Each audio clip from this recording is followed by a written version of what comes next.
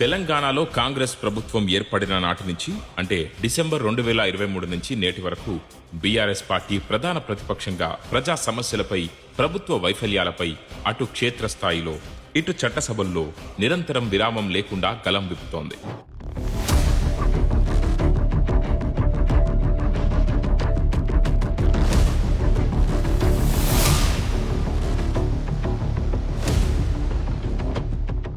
రైతే రాజు, రైతు రాజ్యం అనే మాట బీఆర్ఎస్ మొదటి నుంచి ఫాలో అవుతున్న సిద్ధాంతం.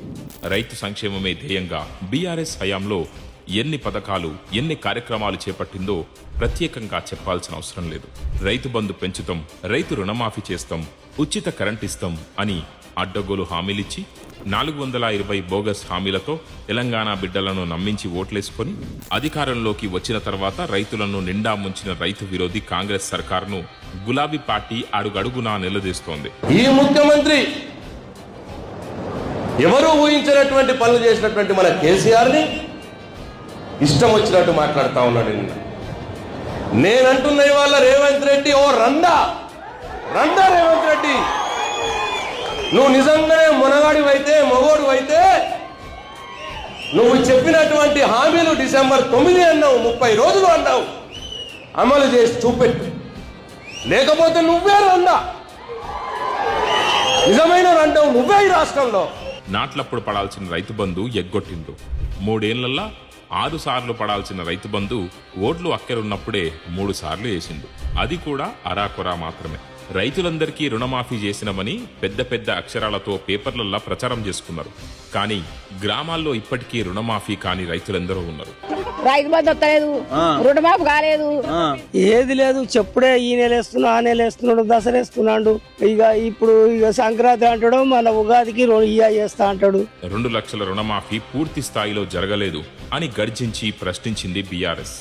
రైతు బంధు 15,000 ఎప్పుడిస్తారని నిరంతరం ప్రశ్నిస్తుంది బీఆర్ఎస్. మొన్నేమన్నారు, రైతు బంధును 1 జనవరికి కొత్త సంవత్సరం కానుక ఇస్తున్నాం రైతు బంధు అన్నారు.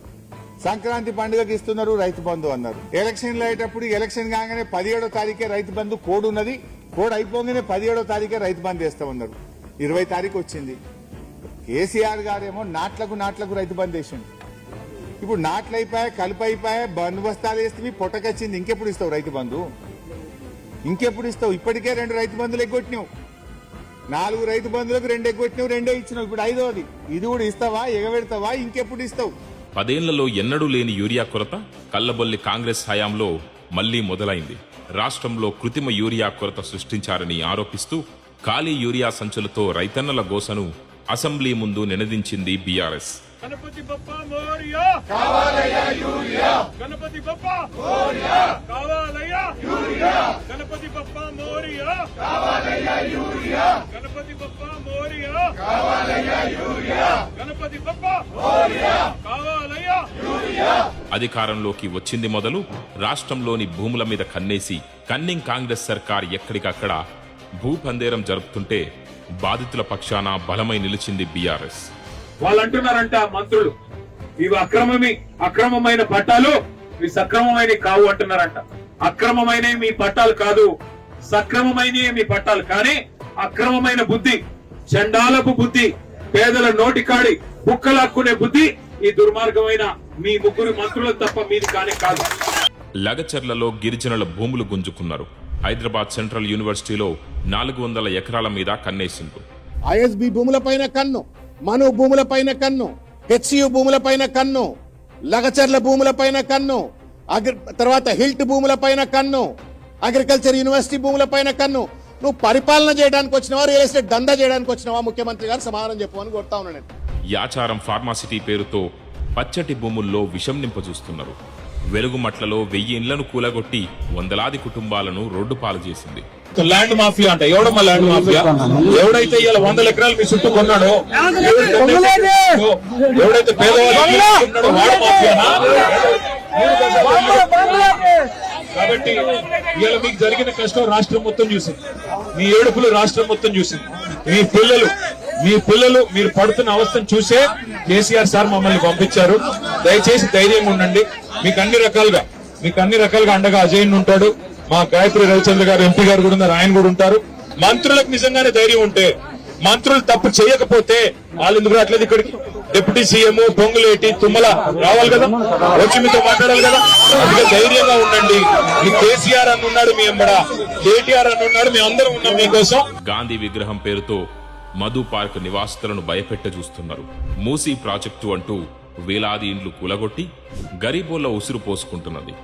నాదర్గుల్లో 7,000 కోట్ల విలువ చేసే 373 ఎకరాల భూముల్లో నుంచి రైతులను ఎలగొట్టి కంచెలు వేసి కబలించింది.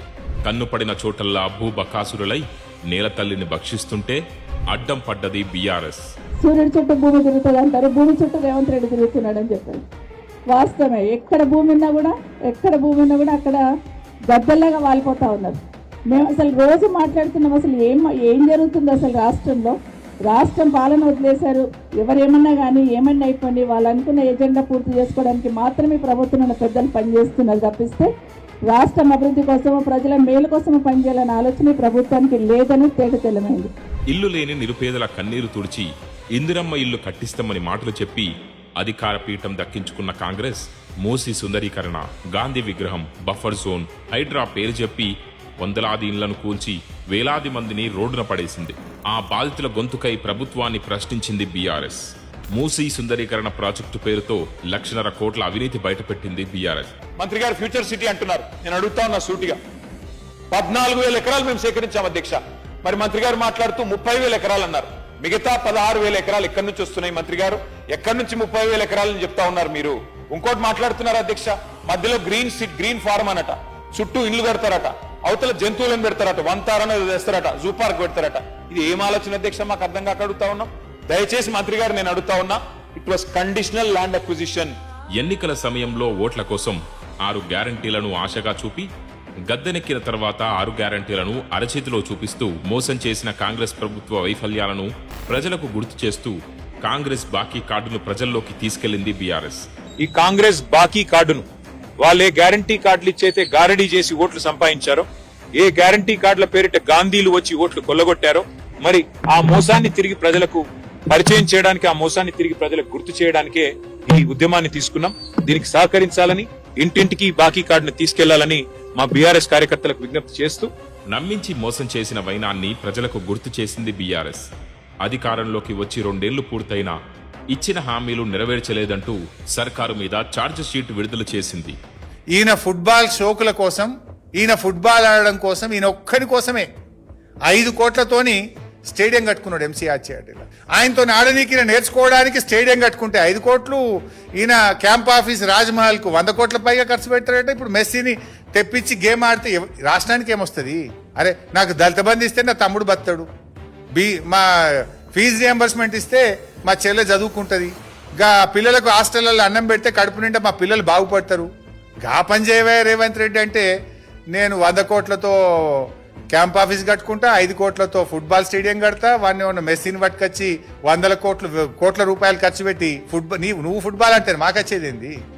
ప్రజలకేం సంబంధం నీ ఫుట్బాల్ షోకులు? ప్రజలకు ఇచ్చిన హామీలు అమలు చేయి. 6 గ్యారంటీలు ఎప్పుడు అమలు చేస్తావో చెప్పు, లేదంటే ప్రజలు నేను ఫుట్బాల్ ఆడతారు. ఇక 2 ఏళ్ళు అయితే అయిపోయింది. ఆ టైం కూడా ఎంతో దూరం లేదు. ప్రజలు నేను ఫుట్బాల్ ఆడే టైం ఎక్కువ దూరం లేదు.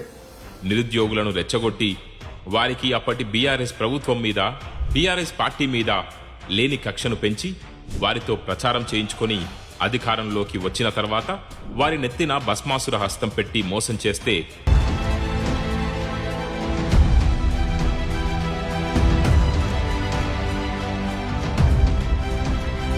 నిరుద్యోగుల పక్షాన గలం వినిపించింది బీఆర్ఎస్ పార్టీ. జీవో 29ని రద్దు చేయకుండా ఎగ్జామ్ పెట్టాలని చూస్తున్నారు. ఇది పూర్తిగా అప్రజాస్వామికం, రాజ్యాంగ వ్యతిరేకం. అర్జెంట్ గా ప్రభుత్వం జీవో 29 రద్దు చేసి, ఆనాడు కేసీఆర్ ప్రభుత్వం ఏదైతే జీవో 55 తీసుకొచ్చిందో ఆ 55ను పునరుద్ధరించి పార్టీ కార్యకర్తలను, సోషల్ మీడియా వారియర్స్ ను టార్గెట్ చేసి అక్రమ కేసులతో, నోటీసులతో కక్షగట్టి వేధిస్తుంటే ధైర్యంగా ఎదుర్కొన్నది. కార్యకర్తలకు మనోధైర్యాన్నిచ్చింది. ఇటు ప్రజల్లో పోరాడుతూనే చట్టసభల్లో ప్రజా సమస్యలపై సింహగర్జన చేసింది. లగచర్ల భూములు, హెచ్సియు, మూసీ బాధితులు, బడ్జెట్, కేవలం కొన్ని ఇంకా కొత్త స్కాములు చేయడానికి కావాల్సిన ఏర్పాట్లు మాత్రమే చేసుకున్నారు తప్ప ఈ బడ్జెట్లో ప్రజలకు మేలు చేసేది, ప్రజలకు ఒరిగేది ఏ ఒక్కటి కూడా పెట్టలేదు. 6 గ్యారెంటీల ఊసి కూడా ఇక్కడ ఈ బడ్జెట్లో లేదు. తెలంగాణ ప్రజలకు ఒక నిరాశ కలిగించిన రోజు ఈ బడ్జెట్ తప్ప ఇంకొకటి ఏమి కూడా దీంట్లో లేదు. ఉద్యోగ నోటిఫికేషన్లు, ఆటో డ్రైవర్ల ఆర్తనాదాలు, సింగరేణి కుంభకోణాలు. ఇవాళ సీఎం అంటే తెలంగాణలో చీఫ్ మినిస్టర్ కాదు, సీఎం అంటే కోల్ మాఫియాకి నాయకుడిగా ఇవాళ రాష్ట్ర ప్రజలు, ముఖ్యంగా సింగరేణి కార్మికులు భావించే పరిస్థితి వచ్చింది. మంత్రుల అవినీతి అక్రమాలను ఎప్పటికప్పుడు ఎత్తి చూపుతూ అధికార కాంగ్రెస్ పార్టీకి నిద్ర లేకుండా చేస్తోంది గులాబీ దళం. ఇది వాస్తవమైన శ్రీధర్బాబు గారు మీ కేబినెట్ అప్రూవ్ చేసింది కదా, గవర్నర్ ప్రసంగంలోంచి కోట్ చేస్తున్నాను నేను. వారు ఇచ్చిన ఫిగర్ అధ్యక్ష 2023-24 ఇది కూడా మీ రిపోర్టే, నాది కాదు. మీ పేపర్ స్టేట్మెంట్ కూడా కావాలంటే చదివి వినిపిస్తాను. ఇది మీదే శ్రీధర్బాబు, ఐటీ మినిస్టర్. 2023-24లో ఈ రాష్ట్రంలో ఐటీ ఉద్యోగాల సంఖ్య 9,46,000. మరి నిన్న మీరు చెప్పిన లెక్క ప్రకారం 9,39,000. అంటే మీ ప్రభుత్వం వచ్చిన తర్వాత 7,000 ఉద్యోగాలు తగ్గాయని నిన్న మీరు గవర్నర్ గారి ప్రసంగంలో చెప్పారు. ఇది వాస్తవమా కాదా? ఒకటి. శ్రీధర్ బాబు గారు బయట స్టేట్మెంట్ ఇచ్చారు అధ్యక్ష, ఇక I'm quoting times of India Sridhar అన్న. మీరేం చెప్పారు? ఐటీ ఎక్స్పోర్ట్స్ 3,60,000 కోట్లు అని చెప్పారు. గవర్నర్ గారి ప్రసంగంలో 3,13,000 కోట్లు. ఏది వాస్తవం అధ్యక్ష? బీఆర్ఎస్ ప్రభుత్వ 10 ఏళ్ల కాలంలో రాష్ట్ర ప్రభుత్వం కట్టే అప్పు మేము చేసింది కేవలం 4,17,000 కోట్లు మాత్రమే. గడిచిన 2 ఏళ్లే కాదు, రానున్న 2 ఏళ్లు కూడా ప్రజాకంటక ప్రభుత్వానికి చెమటలు పట్టించేందుకు సిద్ధంగా ఉన్నది బీఆర్ఎస్ పార్టీ. మహాలక్ష్మి మాయమైంది, జాబ్ క్యాలెండర్ చినిగిపోయింది, నిరుద్యోగ భృతి గాలిలో కలిసిపోయింది. మీరు ఇచ్చింది గ్యారెంటీలు కాదు, ప్రజల చెవుల్లో పెట్టిన పూలు. 2 లక్షల రుణమాఫీ అని ఊరూరా దండోరా వేశారు. ఇప్పుడేమో కండిషన్ల పేరుతో కత్తెర వేస్తున్నారు. మా రైతులకు బంధు ఇవ్వరా? అడిగితే జైల్లో వేస్తారా? గుర్తుపెట్టుకోండి, మీరు కొట్టే ప్రతి లాఠీ దెబ్బ రేపు మీ గద్దెను కూల్చే సుత్తి దెబ్బ అవుతుంది. మూసీ సుందరీకరణ పేరుతో చేసే దోపిడీని అడ్డుకుంటాం. హైడ్రా పేరుతో బుల్డోజర్ల టైర్లు పేదల గుడిసెల మీద పడితే మీ గాంధీ భవన్ పునాదులు కదులుతాయి. పైలం 2 ఏళ్లలో మళ్ళీ తిరిగి కేసీఆర్ గారు రాబోతున్నాడు. మీకు ఇచ్చే ప్రతి మాట నిలబెట్టుకునే బాధ్యత మాది అనే మాట గట్టిగా చెప్పండి. తప్పకుండా మంచి నాయకత్వం ఉంది, పక్కడబందీగా పనిచేసే కార్యకర్తలు ఉన్నారు. అద్భుతంగా కేసీఆర్ గారి ఆశీర్వాదం మీకుంది. విజయం మనదే అనే మాట కూడా మళ్ళొక్కసారి మీకు విజ్ఞప్తి చేస్తూ, జై తెలంగాణ, జై కేసీఆర్.